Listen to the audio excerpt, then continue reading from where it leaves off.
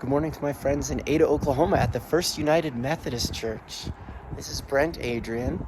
That is Kyle and Isabel in the background. We are at the Missionary Training International Complex in Palmer Lake, Colorado. And it is brisk and beautiful.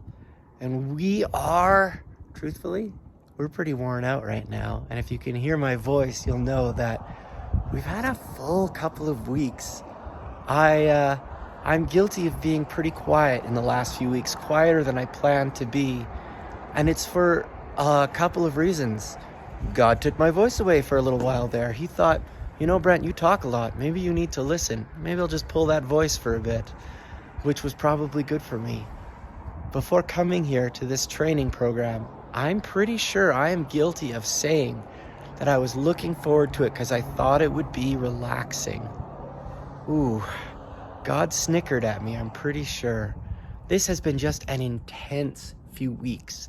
It started off with things I never would have thought to ask for or plan for, like phonetics courses and sessions with linguists where they sit down and they talk to you about the different sounds that we use to make English and the different additional sounds that you use to speak in Swahili.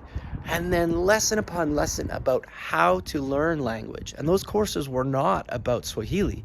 They were about how to learn language and different exercises we could do and things we could do with the kids and things we could do between the adults and how we could make language learning part of our everyday life in Kenya so that we could just saturate ourselves in the language and get plugged in and relational with people as soon as possible, because we really want to talk to people in their heart language, not rely on their English or limit ourselves by our limited Swahili.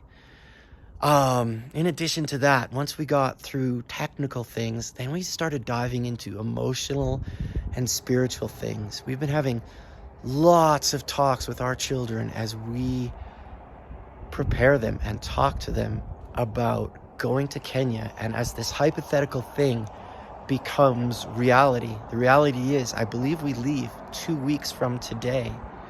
And we've been doing the heart work of thinking about conflict, how we handle conflict, thinking about resistance and resilience, and working on that and thinking about that and getting tools to improve how resilient you are and how we handle conflict, both with ourselves and with team members and with nationals.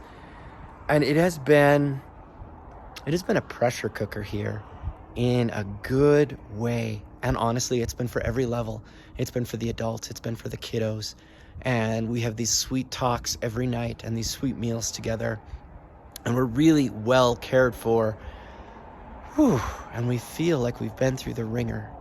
And so you guys could just pray for us that we'd be able to put all of this into practice in 2 weeks when we go to Kenya and when we start seeing what it's like for real. And help us, just pray for us with all the details.